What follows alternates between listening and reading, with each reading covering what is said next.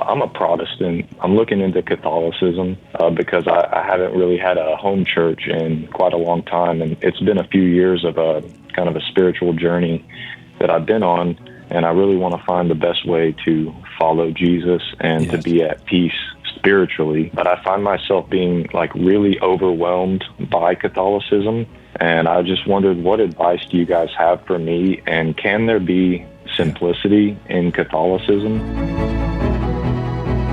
I too, when I converted, I don't know if you know that, brother, but I was raised in evangelical. I later became a youth minister in an Assembly of God community, and I studied my way into the Catholic faith. I was actually trying to disprove it. That's how I became Catholic. But you know what? If I could encourage you, brother, on one level, Catholicism is really simple.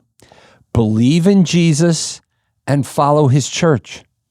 That's what Jesus asks of us. Believe in him, follow his church. You know the text of Matthew 18:15-18, right? Once you come to faith in Jesus Christ, you cannot help but to see that Jesus gave his authority to his church to speak for him. He's going away, right? He's going to send the Holy Spirit upon his church to empower them so that his church would speak for him in such a radical way that he could say in both Matthew 10:40 and Luke 10:16, if they hear you or receive you, they hear or receive me. If they reject you, they reject me. And of course, if they reject me, they reject my Father, he says. And in Matthew 18, as I mentioned before, verses 15-18, he says, if your brother shall offend against thee, go tell him his fault between you and him alone. If he hears you, you've gained your brother.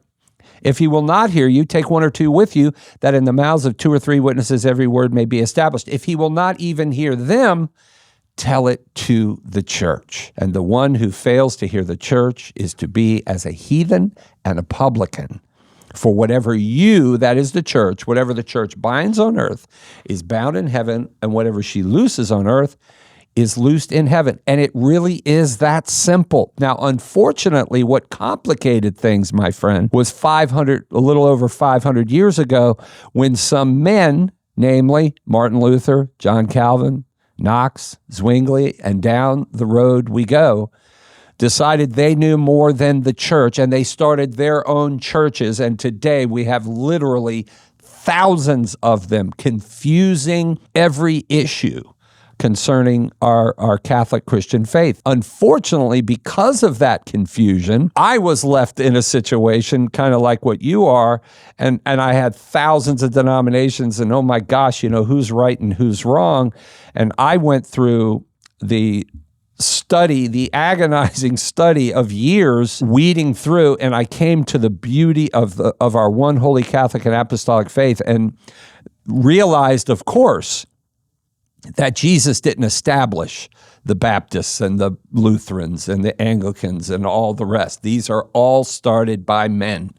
He started one church, and that is the one holy Catholic and apostolic church, brother.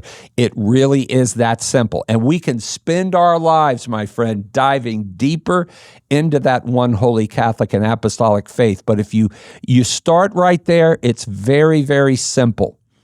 And then dive into your faith, man, and have fun. I've been studying Catholicism now. It's hard for me to even believe this, but I've been Catholic now for, 35 years.